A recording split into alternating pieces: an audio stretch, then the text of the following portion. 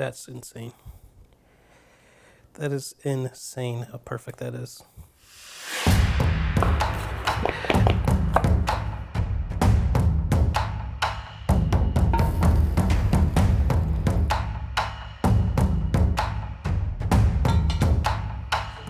My name is Sean Brock, and I'm a chef in the American South.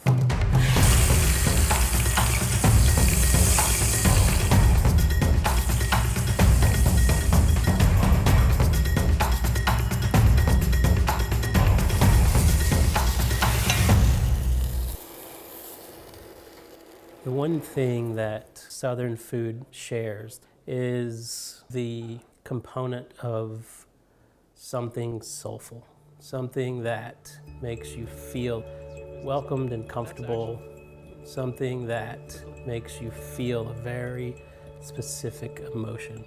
Ooh, there it is.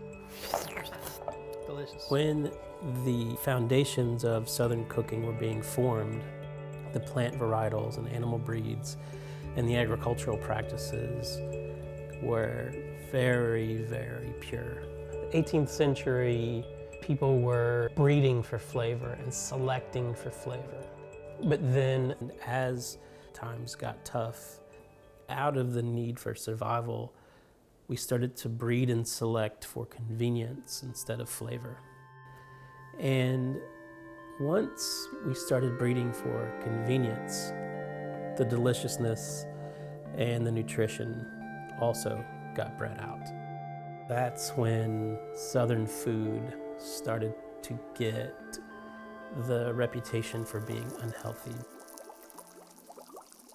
And so for the last 15 years or so, I've been focusing on restoring the original pantry of the South so that the foods of this region can shine the way they used to. The way I normally make this is I would just blast it in a really hot oven. But I'm a firm believer in capturing as many of the natural juices and flavors of something. And so if it's enclosed in here with a lid as it cooks, that's what I prefer. As a chef, the first thing I do is look for the best products that I can find. Products that are the freshest are usually the most delicious, therefore that's the first thing that I'm looking for.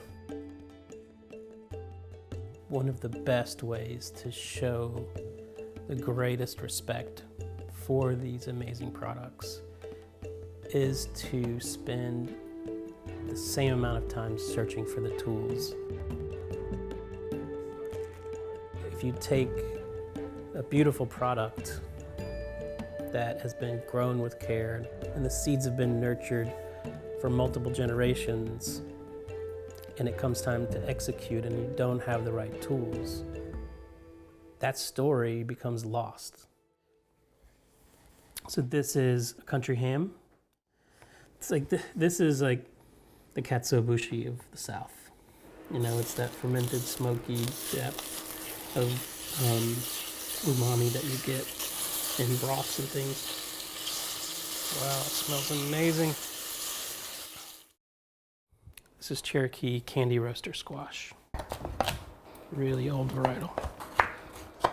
So aromatic.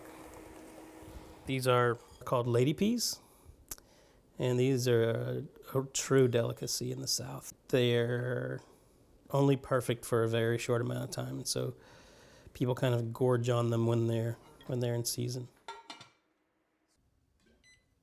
I can't imagine Southern food without cast iron. And when I saw a piece of cast iron cookware that reminded me of my childhood, but was made with Japanese precision, I knew immediately that I had to get my hands on it. Chicken in this was something that I'd never experienced before.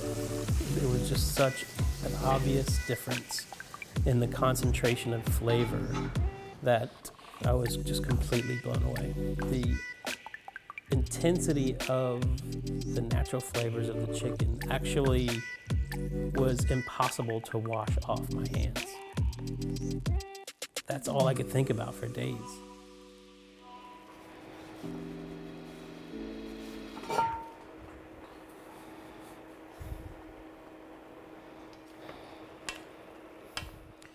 Well, that's the healthiest succotash I've ever seen. That's awesome. I mean, look how vibrant all the peppers even stayed. You know that if the colors stayed, the nutrients and flavor stayed. If a cookware can intensify the natural flavors of something, if it can make it better than it is naturally, to me, that is an amazing product. When a vegetable or a meat naturally is delicious, it is naturally nutritious.